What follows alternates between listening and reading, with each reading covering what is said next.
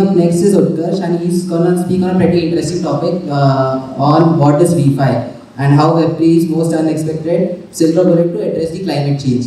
So, Utkarsh, thank you. on to you.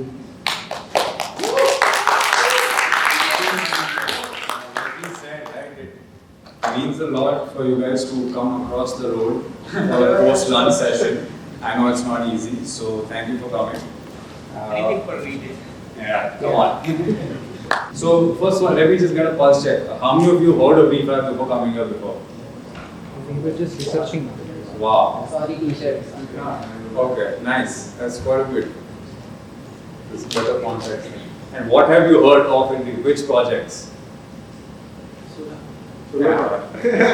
Smart one. No, seriously. Okay, nice. Oh. Anything else? Even in Bitcoin. Yeah, that's all. Are you guys from Dream? Yeah, no wonder. No wonder so much contest. Huh? Actually, you know about it. I know, as in, I've spoken to a bunch of people and I was also told by Kiran. Yeah, because we are in some group and he said, yeah, you should meet guys from Dream. And I was like, yeah. And after that, he's gone AWOL. Yeah, nice to see you guys here.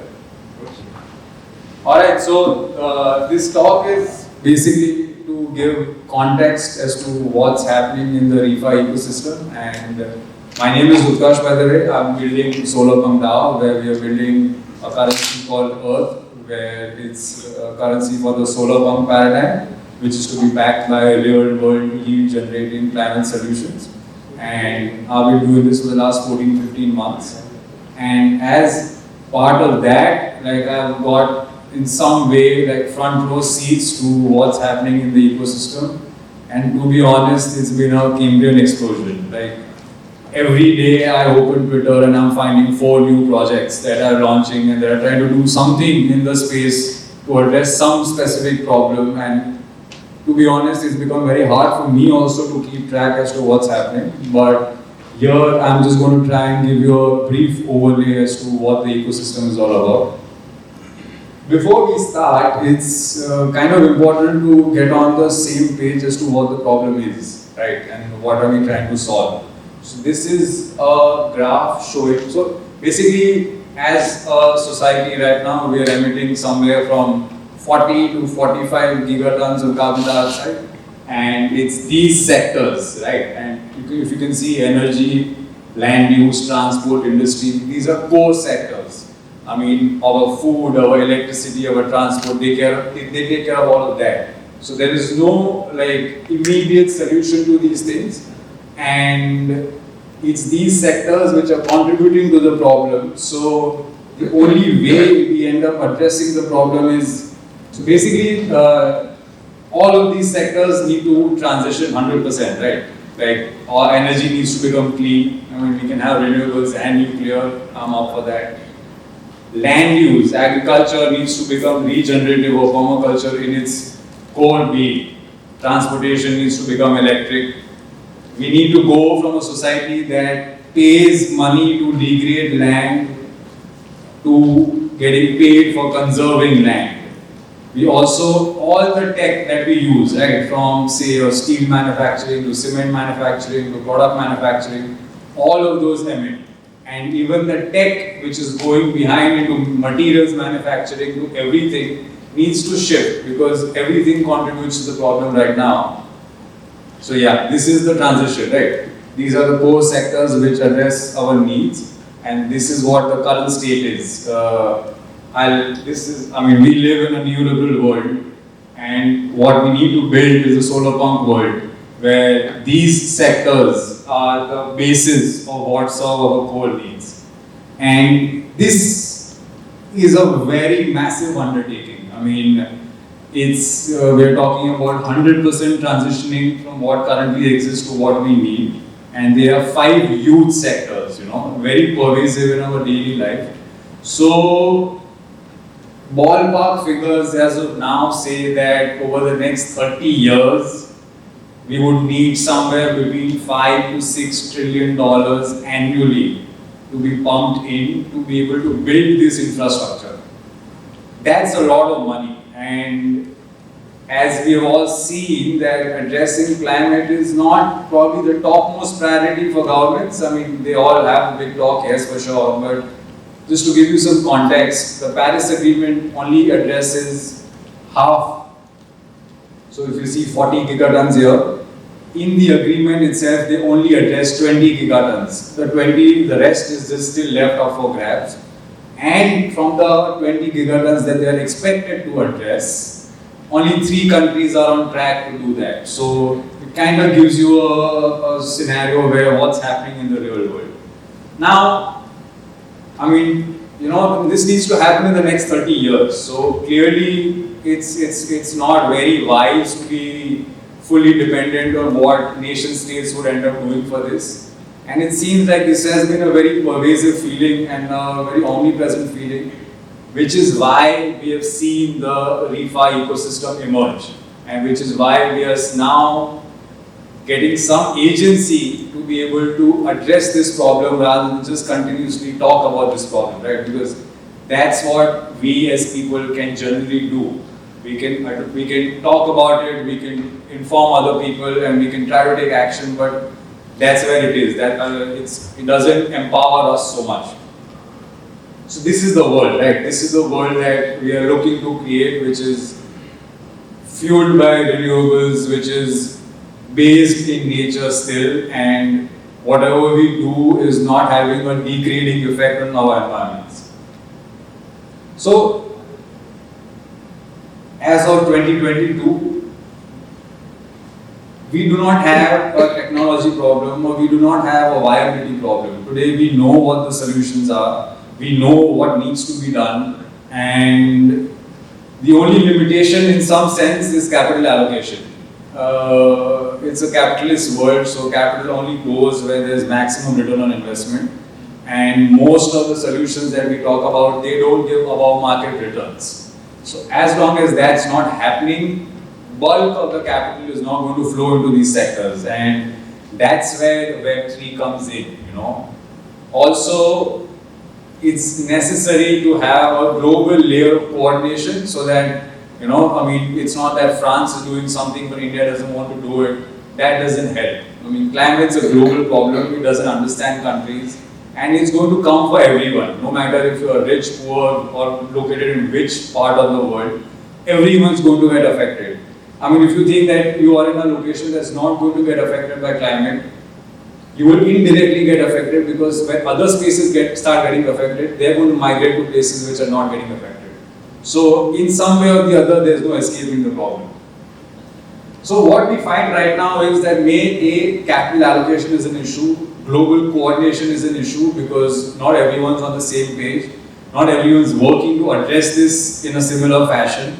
Every country is trying to come up with their own sets of best practices, which are more or less to do with convenience rather than what needs to be done, and that probably doesn't take us anywhere. So, yeah, it's capital coordination and incentives, and that's where Web3 comes in, you know, of being able to address these things individually.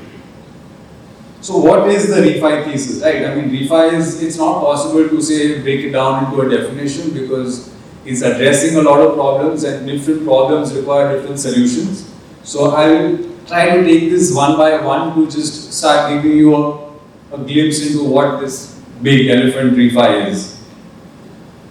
First and foremost, yeah, this is at the core of our thesis, that we want to redesign what money stands for. I mean, here we are at a Web3 conference, so I don't need to tell you guys that money is a story. We all believe it. We all know that money is just trust between two individuals. And right now we use fiat currencies because the system is very deeply embedded with it. I feel like in the future we will have a choice to use what we want to. And here, the entire ecosystem is now trying to redesign what money stands for, right? And few things at the basis of this is that current systems, maybe the dollar system, we are used to externalizing all the negative outcomes of whatever we do. And that's where we think that we are growing, we think that the economy is growing, but it's a massive trade-off in terms of the degradation that we have caused around us and the materials that we have extracted to pump the current system. And we are now realizing that it's clearly not sustainable. So a lot of things happen under the garb of climate, but it's essentially overall everyone has realized that the way we are going right now is clearly not sustainable in terms of resource use. So here we want money to have a story of regeneration, reconnection and health. These core values need to be embedded in what we understand as money. And what is regenerative economics? It essentially stands for like utilizing resources in a way that people can continue to do so for generations to come. Because the way we are going right now, it seems like maybe by the time we get old also we'll run out of things.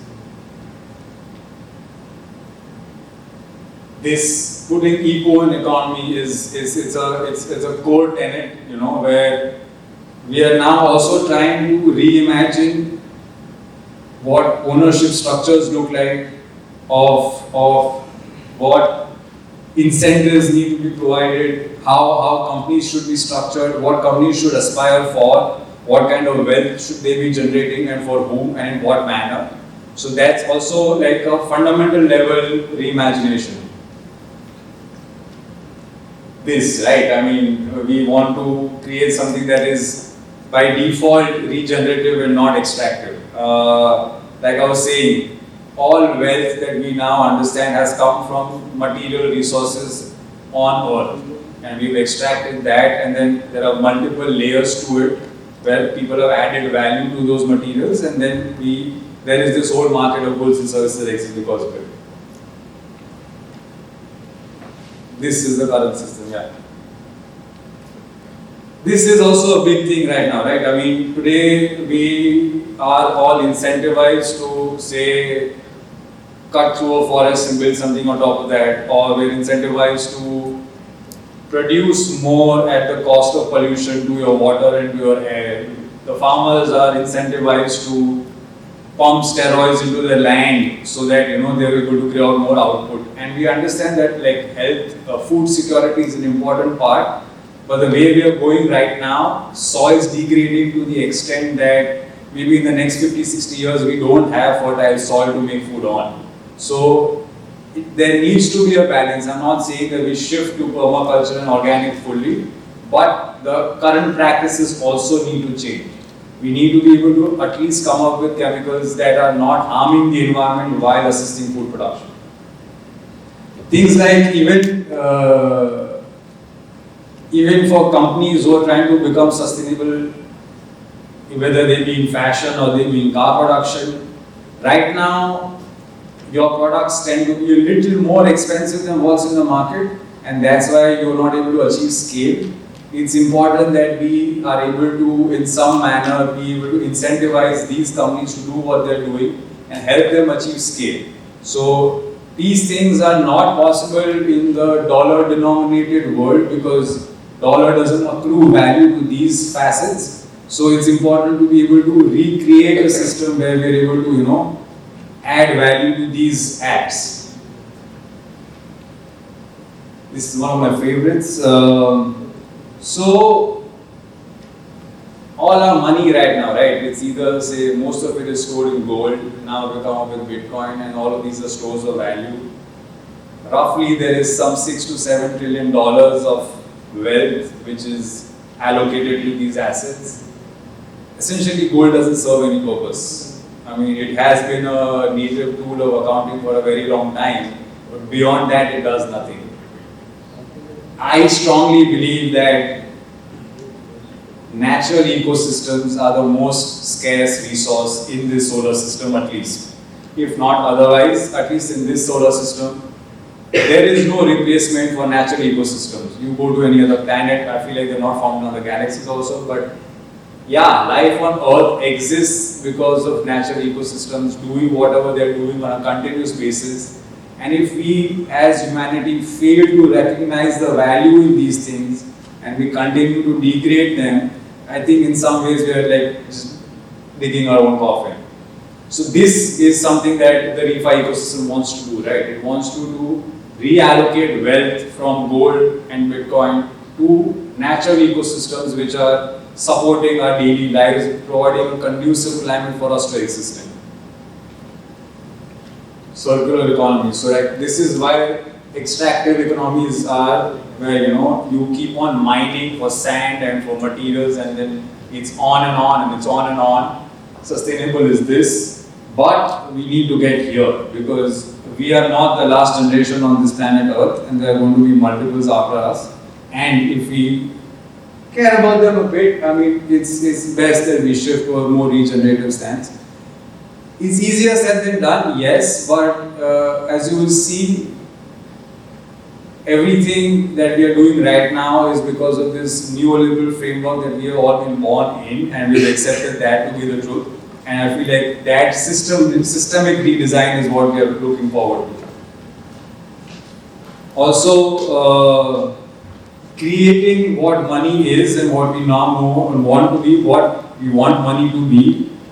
We want money to be backed by solutions that are addressing climate directly, and we want money to be able to give a utilitarian perspective towards what it is. So these are all addressing our core needs, and if money is backed by this, as you scale money, you scale the ability to address our core needs. Also,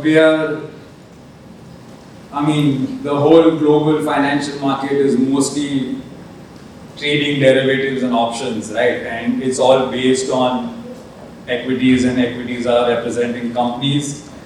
What ReFi wants to do is to be able to create their whole financial ecosystem, but base it on regenerative activities. So if you want to speculate on these things and drive capital into these things rather than just pointless trading. And this is the final goal. Solarpunk is a world where we imagine what the world will look like once we have addressed climate change and what our core values are and how we try to embed them in the society that we try to build. And the final goal after addressing what we now understand as the climate crisis would be to build societies that are sustainable by default. I mean, this world should exist where we don't talk about sustainability, we don't talk about offsetting carbon. This is the future that we are building towards. So, I mean, as you've seen, right, and this is one of my favorites again, that we try to come up with solutions from the similar framework, but maybe climate is an opportunity in some sense to take a step back and to be able to completely reimagine the world that we are living in. Because to be honest, one way or the other, the whole world is going to change, but how it changes and how we create that change is up to us. So it's the core tenet of ReFi is to be able to completely reimagine the financial landscape, and by that I mean that right now all of DeFi is based on the dollar or ETH. But what if it's based on currencies like we are building Earth and all the others like Klima and stuff, right? What if that becomes the very basis on which you build the entire DeFi ecosystem? So that's something that we're looking to do, and I might be biased, but to be honest, it's probably going to be a lot bigger than what DeFi is. So what's happening in this space? I mean, like you have DreamDAO here and there are a bunch of other DAOs. They are all mission oriented, so each has picked up a specific thing that they are trying to address, and the problems of climate, biodiversity, and addressing the root causes of these issues, and not just on the face of it saying that alright, we've offset 40 gigatons of carbon and now we are good. But what is causing that carbon emission, right? And that is where these DAOs have picked up their niches and they're all trying to address it. And going ahead, I'm going to try and give you a peek into what the landscape looks like. So as of now, the whole ecosystem is probably split into being able to scale carbon finance, and there are a lot of projects that are coming up to create the ecosystem to scale carbon. And then there are a bunch of projects that are looking to go beyond that and address the ecological crisis that we are finding ourselves in. So I'll start with the carbon base because it's a little easier to get through. These were one of the first projects that started in this space. Toucan is probably the biggest. They have tokenized over 20 million carbon credits on chain, and their goal is to be able to make carbon credit the building block of the financial ecosystem. So you have currencies that have taken carbon credit as the main backing. You have stable coins that are trying to be built with carbon as the main collateral. There are NFT projects that are trying to build having carbon embedded in it. So what their goal is to be able to provide a primitive that people can build on. And if you see Flow Carbon just raised a lot of money, and their goal is a bit niche. They are focusing only on nature-based carbon credits, whereas Toucan is general purpose. They're coming up with their own versions, but it's more general purpose.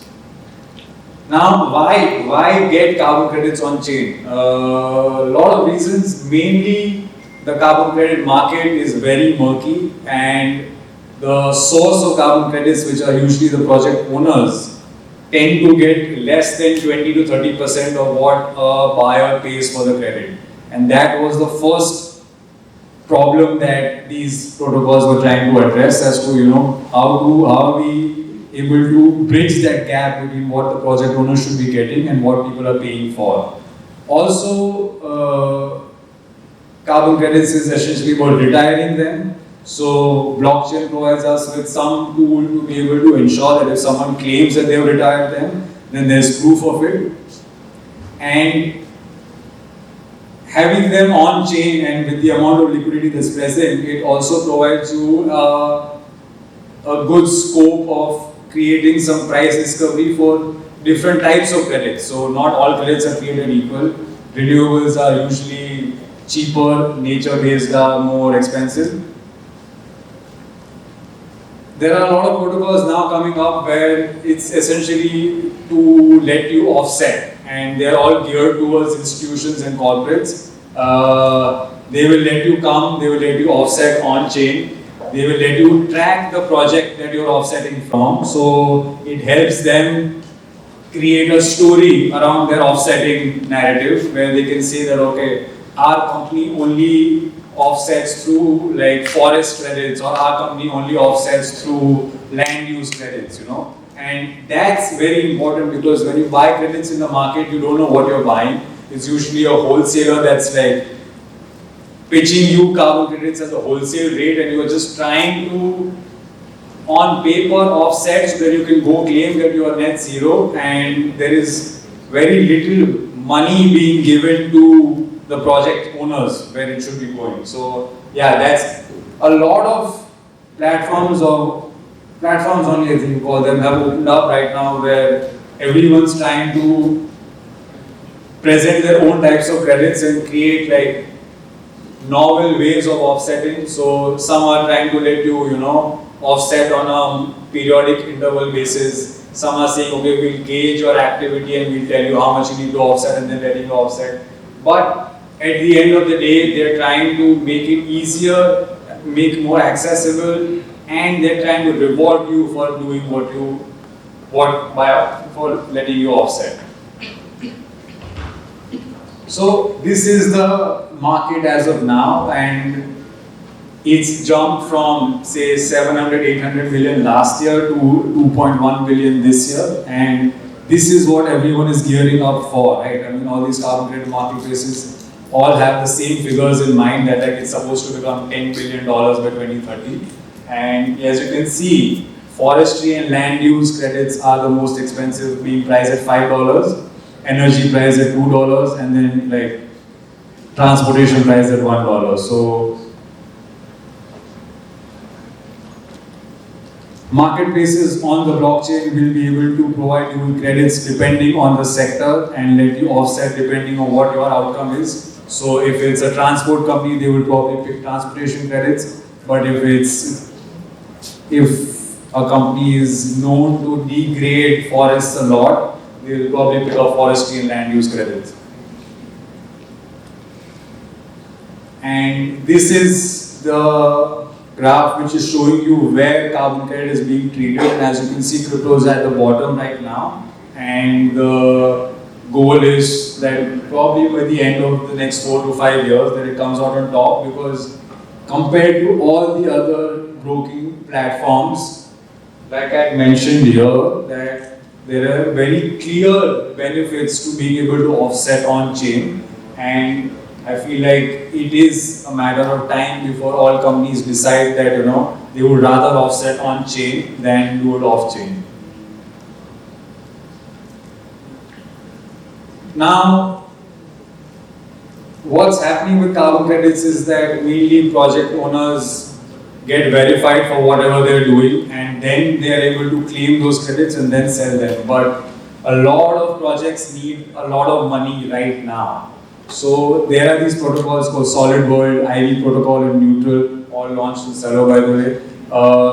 They are trying to create forward markets so you can trade derivatives and options on future carbon credits, whereas investors come and pick up like your next 10 years of credits right now, and the project owners are able to get that money up front.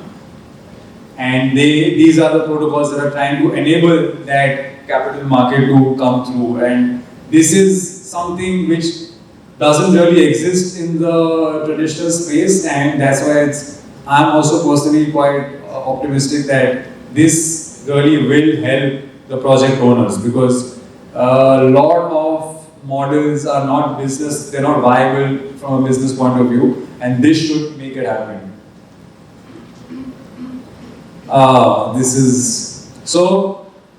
NFTs are being bought and sold and flipped left, right, and center, right? And most of them have some story around it. But I feel like nothing works better than to say that, okay, you are going to get this piece of art, and we have offset 10 tons of carbon dioxide, carbon credits by default when you buy these NFTs. So a lot of projects are coming up where they're launching their collection by saying that, okay, 50% of all sales are going to go to retire carbon credits. This is another project called Eco Sapiens, which is a dynamic NFT where as time passes, it continuously keeps on withdrawing money from your wallet and it keeps on offsetting. And as you offset more, their NFTs start giving you more and more layers and characters to what you bought. So, interesting projects coming up, trying to do novel things. We see where it goes. And finally, so if you understand the credit space, there are 2 or 3 large arbitrators of what a carbon credit is. Essentially, Vera and Gold Standard hold the keys to the carbon credit market. And everything that you know as carbon credit has to pass through that funnel. Otherwise, it's not accepted. And project owners only of a certain size are able to afford these verification processes. So a lot of them are left out of the funnel, and it's a very expensive method to get your project verified, time-consuming method to get your project verified. So it leaves a lot of people out. Now, what Region Network and Nori do is they independently verify your project. They let the project owners come up with standards that they would like to define their credits by, get them validated by scientists, and put that process methodology up in a transparent manner, and then let the company or the offsetter decide whether this is valid, relevant, or what, if it is something that they want to do. And by doing so, we are looking to then completely bypass the funnels of Vera and Gold Standard, and this should help projects from all parts and of all sizes to be able to come and leverage the carbon credit market for their use. The region is not only doing this for carbon, they're also doing this for water, for soil, for air, and so it's carbon credits, and they're also doing a lot of eco credits, and that's where things are happening in this space which are really not happening elsewhere, and it's a significant shift in how the markets work. Another important aspect is MRV, right? I mean, a lot of impact investors exist which are looking to say that, okay, we want to forego the return on investment to a certain degree, but we want some assurance that money which we are putting in is delivering impact or is delivering real benefits to the people around them. Now, it's hard to track what the impact of these projects is across. So these protocols, Astral and Open Forest protocol, what they're trying to do is either have IoT sensors or have scientists or have verified individuals or have remote sensing and satellite data, fetch, give them data, put it on the blockchain, and then be able to create mechanisms where once the data is uploaded, you have a layer on top, which is the smart contract, which is able to take in this data and then create changes according to the logic that's embedded in it. So let's say if it's a forest somewhere and if it's expected to offset 100 tons in a year, but through this data they find out that it's either done 120 or it's done 80. That gives them real-time data of what is happening, and it then lets you allocate capital where you're seeing maximum impact come through. It is a little tricky process and these protocols have just started, but if they end up cracking this, it's pretty much a game changer in terms of how capital is allocated to these projects. Alright, so now that's carbon credit. Carbon credits are usually like, they come as a source of finance for project owners right at the end of their life cycle. Means that the project has been executed, it's functioning, it's delivering on what it's saying it will, and then you're able to claim credits for it. But to be able to scale these solutions, it's just carbon credits act as a cherry on top and not the soil that needs to make it go fertile. So we have projects here for Basin, which is focused on just being able to value natural ecosystems. Then there's Earth, which I'm building, which is we are focusing on funding energy, transport and ecosystem conservation projects. There is Helios, which is trying to focus on funding energy projects. And then DAI. I mean, DAI has recently gone very bullish on onboarding real world assets as collateral. And Rune, which is the founder of Maker, is very keen that they make green assets their main source of real world assets because they also want to play along with the narrative. So these projects are trying to mobilize capital as a source of primary finance for projects which are less in climate crisis. Beyond this, now if you talk about finance quite a bit, beyond this now there's what you see there is the ReFi DAO, which is probably become like a layer of coordination for all projects in the ReFi ecosystem, where you are able to come share the problems, share what's working, what's not working, also understand what everyone else is doing in the ecosystem, and continuously be able to talk about it so that you're making more and more people aware of what's happening and then hence be able to onboard more people in the ecosystem. Because right now, I mean, as we've seen with a lot of Web3 projects, that we might be able to build the product and the product will be solving a lot of issues, but the user base is not there. And it's very important to be able to create this funnel where people are getting the basics of what ReFi is and then be able to see what projects in specific are addressing the problems that they like and how they want to go ahead with it. So ReFi DAO has become a sort of this coordination layer where people are getting in, seeing what's happening in the whole ecosystem and figuring out what problems are solved, what are not solved, what they can work on, and also share whatever people are learning doing their own projects. This is ReFi Zone. It's become a coordination platform for NFT projects in the ReFi space. So you see a lot of artists collaborating in here, a lot of NFT projects doing cross-pollination between what they are doing and what other projects are doing. So in general, the vibe is to create more positive sum games in the ecosystem rather than trying to negate one another even if you're competing in the same space. And the core tenet being that collaboration over competition, because at the end of the day, everyone's fighting the same problem and we want to be able to work to all our strengths to be able to address this.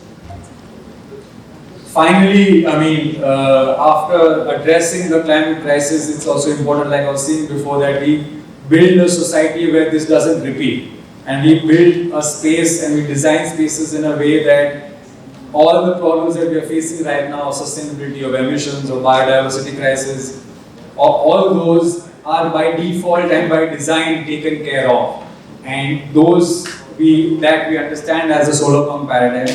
And this acts a little on what I think some of you might have heard and read about what Balaji talks about as a network state. It's building upon that thesis where you're able to build a digital community, you're able to build a currency which the community agrees on, and at some point in time you're able to fundraise enough to be able to go buy land in the physical space and then build societies the way you want it and not adapt to something that already exists. So now this is also important to understand that climate as a problem, the Web 2 space has not been able to address fully, and what does Web 3 tend to offer that Web 2 doesn't, where a lot of these projects are flocking to this space. I mean, transparency, we all understand. Incentivization is very important.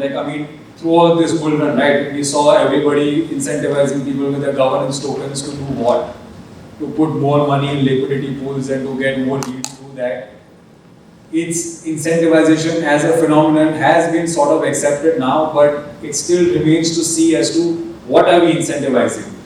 Now this space gives us the ability to incentivize actions that we deem are useful, and that is quite radically different from what's been happening currently.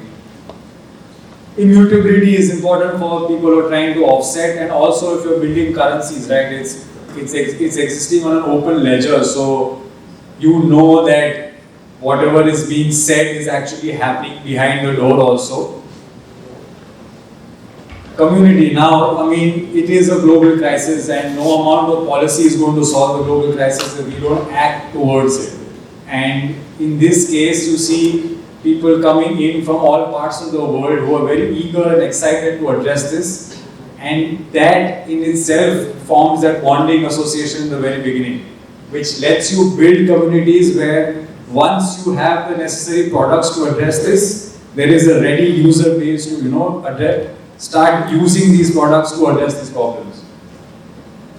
It's borderless, which is what is required to address a problem like climate, because climate doesn't understand borders, and it's not possible to address this issue in isolation.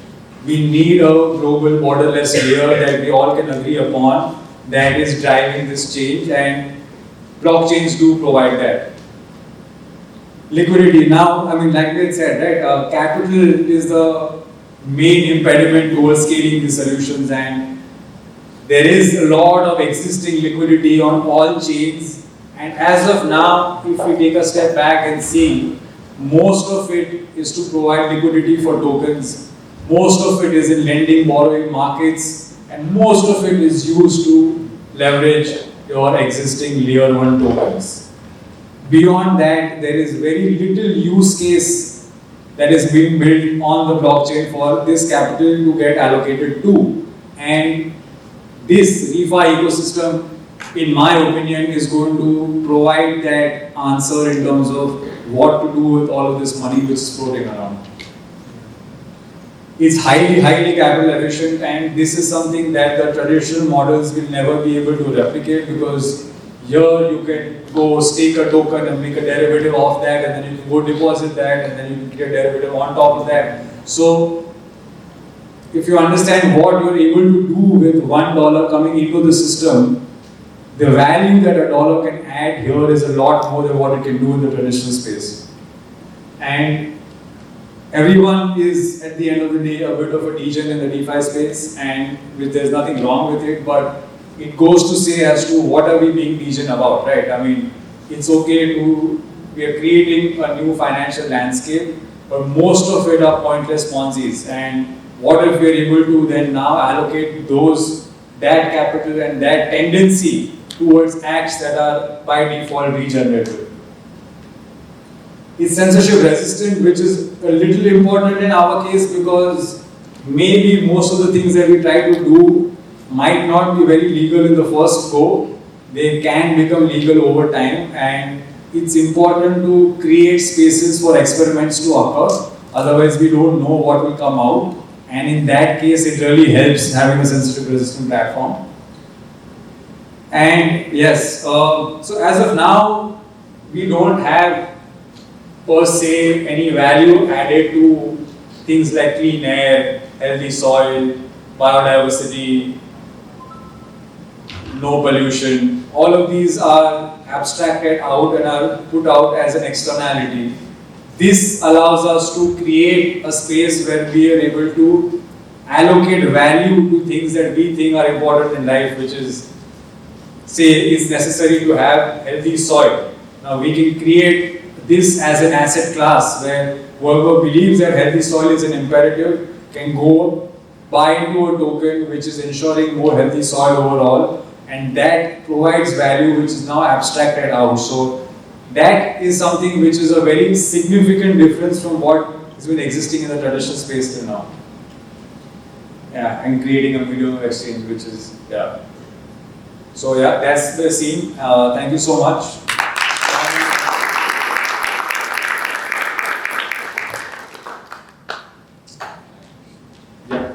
See, this is carbon credit, right? Based on the COPE, some COPE, it came into existence, right? Some COPE summit, it came into existence.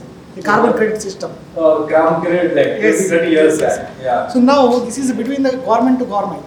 Yeah. And the 50% of the world population sits in China and India, where this blockchain and those things are not accepted. So, So basically that is not accepted like as of now solution. So whatever solutions you are building is not usable. Just you are building a solution, but is it China? So I'll give you some context. I mean, if you say China and India, I get it. Most of the carbon credit marketplace is compliance, where you're giving a company, you say this much permission to emit, and if they don't emit, then they get carbon credits, and if you emit more, you have to go and offset. So majority of the carbon credit trading happens in the compliance space. This is the voluntary carbon credit, which I had shown the graph, which has now become a $2 billion industry. Is the voluntary carbon credit marketplace where people like us are saying that even if you don't make it mandatory, I want to go and offset. Okay, it's a voluntary thing. It's a voluntary carbon market. Because compliance is only under the government's purview. Right. So there is time once they will understand the benefits of having carbon credits traded on a blockchain. They are also looking at having their own markets hosted on blockchains, but they're still learning from seeing what's happening in the space right now.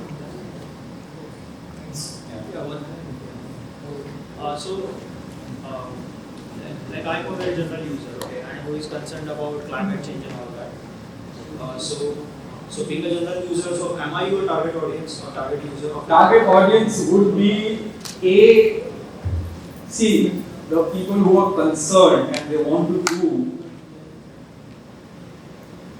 If you put all of them together also, right, and if all of them start offsetting, it doesn't give us enough money to be able to address the problem holistically. And that's why you see the ecosystem splitting going beyond carbon and trying to focus on mobilizing money for primary finance. Carbon credit projects are just like, when you're making your project report, you don't necessarily factor them as a source of income. You try to make a project viable without that, and when that comes, it's an added benefit. And right now, most people who are trying to do the right thing, this is a good way to channel that. But when you look at, like if I just show it, I think it's gone, but the slide which is showing, people, projects like mine which are trying to focus on primary finance, that's where you would start seeing real shift in terms of everybody has limited money to allocate. Now you decide where that money is going, and when you decide that you don't want to put it into Reliance or Tata and you want to put it in these projects, is when you start seeing the shift, not just by offsetting. So basically you approach the companies who are concerned about the climate change, or they are doing something, they have some projects, and then you invite people to buy shares through your channel, right? Is that so? Say that again? Basically you first contact companies who are doing something, they have some really good projects which will help climate fight climate change, and then you create a community and invite people to buy those shares, some kind of like that. Buy those shares indirectly. Can't do it directly right now, but indirectly, yes. So that, I mean, that's what I'm saying, right? On an annual basis, we spend over 10 to 12 trillion dollars on infrastructure every year, the whole world. And that money, somebody in some room is deciding where it goes. To go fund oil, to go fund chemical projects to make your farming more efficient, or to go fund public transport, or to go fund and degrade land or whatever. That capital allocation needs to shift. Otherwise, other than that, we can keep on talking, but things will keep on happening in the same way. And for that shift to happen, they need to be able to see that, okay, right now if I'm getting 10% here, am I able to get 10% here? That's the bigger problem where, say, if you're shifting to organic or if you're shifting to regenerative farming, it doesn't give you that return on investment. Because we are not able to value things like healthy soil, clean water, or clean air. So unless we don't do that, it is not going to generate that yield that everyone is looking for. So regarding that, so basically I just gone through your website. So there you have also your own currency, right? Yeah, that's what. So if I'm buying it, so how would you incentivize me? Like how can I boast of like, yeah, I'm concerned about the nature, I'm concerned about the carbon. So for us, the way we have designed it is we want people who are even not even remotely concerned to find this a lucrative option. I am not essentially trying to pitch to people saying that okay, just because you're concerned, come, because that's again a limitation. It should be a situation where when you're deciding what to do with your money, you say okay, this is giving you 15% and this is giving you 15%. I would rather put it here. So my goal is to be able to provide you with market average returns, so that you make the choice saying, okay, now if I put it here, it's giving me the return, plus it's doing whatever I wanted to do. So that plus is always an additional thing that I'm selling, but essentially the yield, because see, at scale, it's not possible to go and convince everybody to do the right thing while compromising on yield, because we are all living in an inflationary world. So if you don't make that money, you're going to lose money, and that's not something that scales. Because why I was concerned about this thing is like posting off and all that.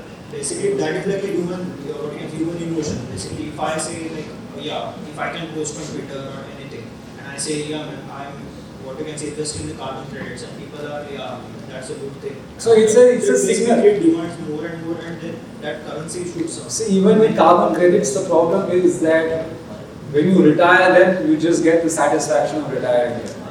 Right, you are giving your money away, not getting anything in return, but just the notion that you are now carbon neutral. And carbon accounting, that's what projects here are trying to improve, right? Like they're saying, okay, when you are buying this carbon credit, see, this is the project which is done X, Y, Z, and that's why this has come out. Right now, it's a very cold process. You go on a website and you buy 10 tons, what does that mean to you? You don't know where it's come from, you don't know what has gone behind it. So that's what these projects are trying to address. But if you want to go beyond, right, if I don't give you something for your money and for your time and your effort, then you are only going to give me $10 instead of the 100 or the 1,000 that I need. And $10 is not addressing the climate. So yeah. Thank you.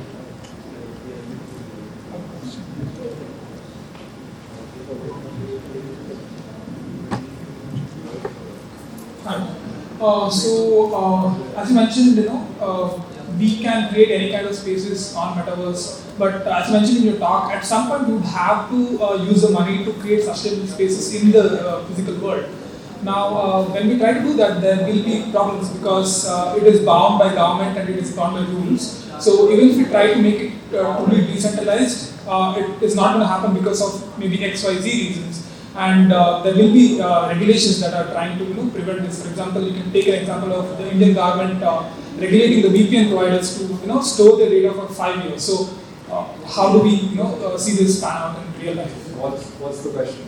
So even if we try to make these physical spaces truly decentralized, the government regulations will try to decentralization might not be, see, decentralization is important for ReFi because whatever they are doing is in direct competition with the traditional space, and it is directly define those powers.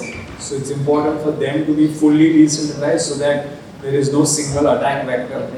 In these cases, it's not possible to solve climate in the metaverse. You have to have real world action. And in that case, I don't think the goal is to be heavily decentralized. Everyone at some point will have to abide by the rules and regulations. So the approach here is to find out what's permissible and work within that framework and keep on working with the policymakers. So a lot of people from Klima have been actually working with senators and states and they are trying to draft their policies as to how to regulate the sector and how to be able to differentiate between what ReFi projects are doing and what they are trying to achieve and what DeFi projects are doing. So I don't think anyone is trying to or also creating goals where they want to be like, we want to avoid legal rules, right? Because it doesn't scale. You don't get the money after some point. Only degens are going to put money in that. And you need institutions to come and give those heavy sums. And they will not if you are not legal. So yeah, I don't think the goal is to probably become fully decentralized. But DAOs will exist where the governance is happening across the globe, which is what is more important, that you are hearing everyone's voices, they're getting some representation into what's going on, and then you're taking action. It's not one country deciding what's right and wrong, and then you going and doing that. Basically pushing the limits. Yeah. Yeah. Yeah. How are you guys solving, in terms of the ReFi space, what big part of the voluntary carbon market is solving the additionality problem? Where you have people that are trying to abate carbon emissions, but since there are carbon credits available, right, they end up emitting more than they would in the first place. Right? Yeah. What is, like, for toucans? So that's the scene, right? I mean, that's why I'm personally not very bullish on the carbon credit space, because I feel like it's fancy accounting at the end of the day. And that's why even with solar from now, the end goal is to create a world where you don't need carbon credits.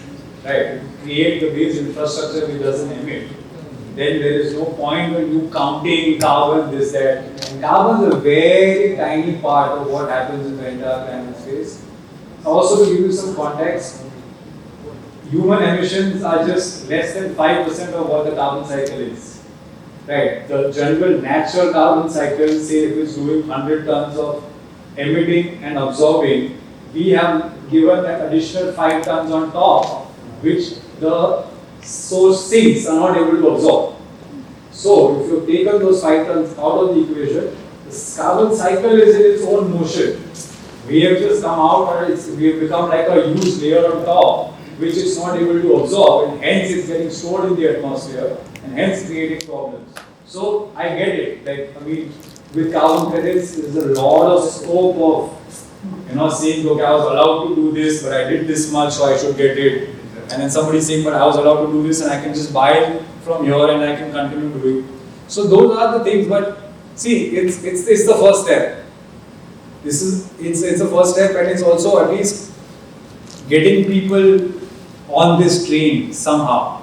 At least you have people saying, okay, we are willing to offset, which is not the case before. And right now also people are willing to offset because everyone in this room is insisting that we are not going to buy your products and your goods and services if you don't. They are not doing this out of their own free will. It's good PR and it works for everybody, and that's why everyone's doing it. And that's the first step. Tomorrow you will go and say that, okay, maybe I'm not just happy with offsetting. Now I need you to ensure that your company runs on clean energy fully. Others are not willing to, endorse this product. That's going to happen when you have an alternative. Say, okay, I am going to provide you this product with these supply chains. So that's it. Everything is working towards it. But it's important to realize that it is a good first step.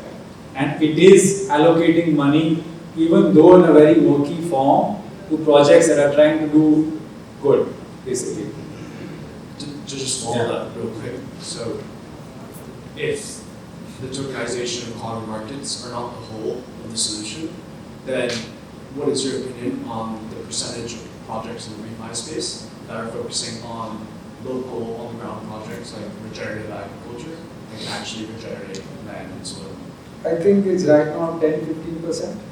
And the reason for that is that no one has found product market fit. And the reason for that is legal. There are a lot of legal issues to be able to onboard real world assets on chain, and a lot of legal issues to be able to source money through crypto and then put them in projects. So once, say, somebody ends up cracking this, you will see a lot more people coming in. But right now, carbon credits are the lower hanging fruit. It's easy, and it's nobody is questioning when you tokenize it because it's a commodity. So there are no legal implications when you tokenize it. So I think it's everyone's realized that okay, this is the first step that we can take and then see where this leads to. Whereas you see Basil, you see us, you see Helios, we have from day one decided that we don't want to cater and do anything to do with the carbon credit space, but let's go look beyond what's really required on the ground.